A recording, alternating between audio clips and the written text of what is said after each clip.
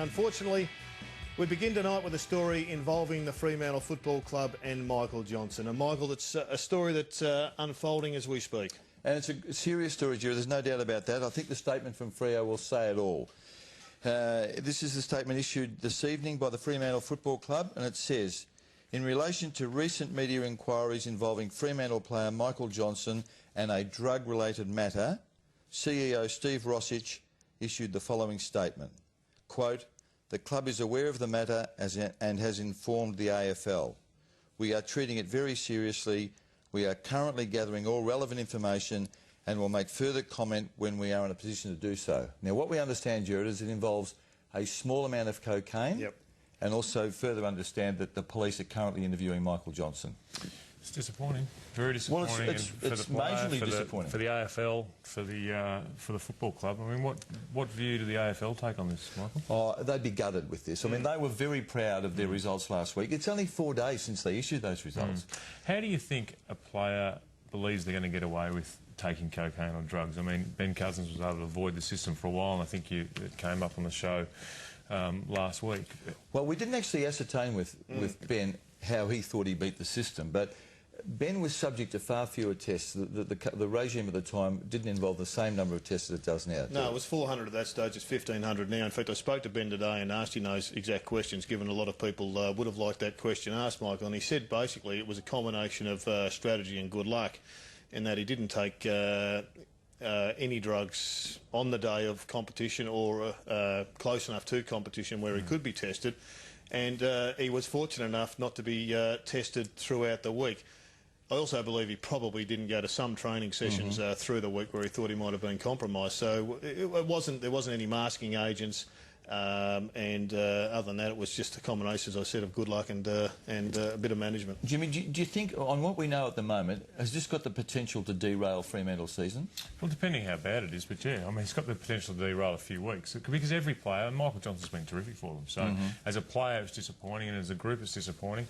I just think that it's disappointing for the whole AFL, but yeah, I think it can do some bad things to your footy club. You can't underestimate, though, the role that Michael Johnson has played. As much as Aaron Sandland is a gun in the competition, Michael Johnson's role as a secondary ruckman stroke centre-half forward has been brilliant, and he was missing for a long time last year, and he's been one of the significant players in their rival. He has, Stuart, but it's a much broader issue than that. I mean, the player group won't like this. I mean, they know that there's this perception that what these players do in their idle time, this brings them all into disrepute, I reckon. Now, yeah, it's disappointing, definitely disappointing for the broader player group, that's for sure. But, I mean, we do have we has to be perceived to be innocent at the moment. I mean, we're not going to charge him with being guilty. He's being interviewed by police on a drug-related matter, Jimmy.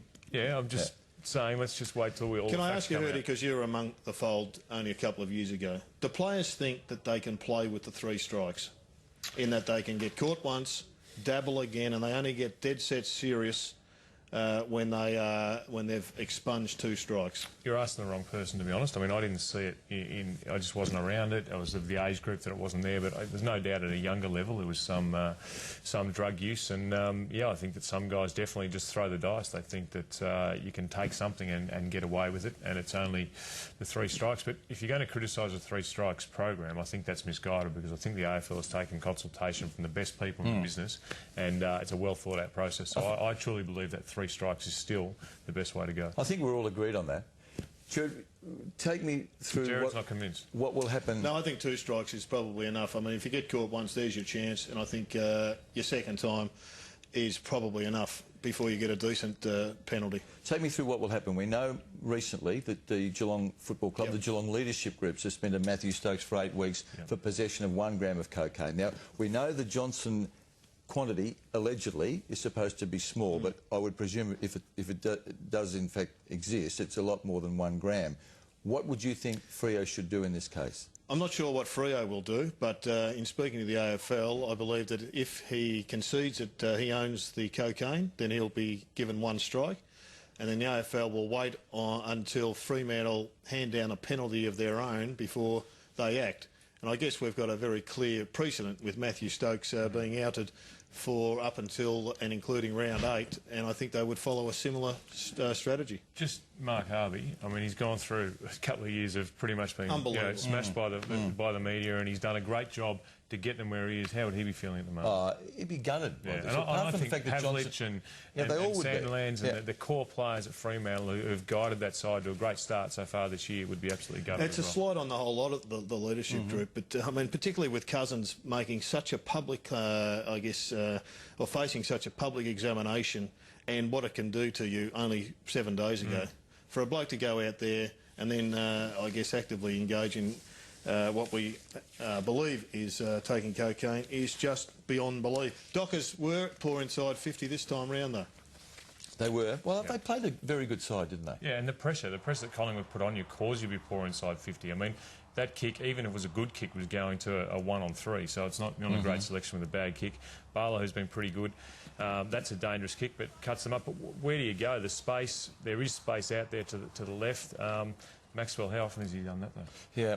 Well, have you downgraded them? I mean, I know they've lost a game of footy, or do you think this was just another learning experience? I don't think they're at the Collingwood-Geelong level. I think they're top 8 level, but I think they've surprised everyone their first 6. But I think 5th or 6th would be a really good finish for them. Where do you have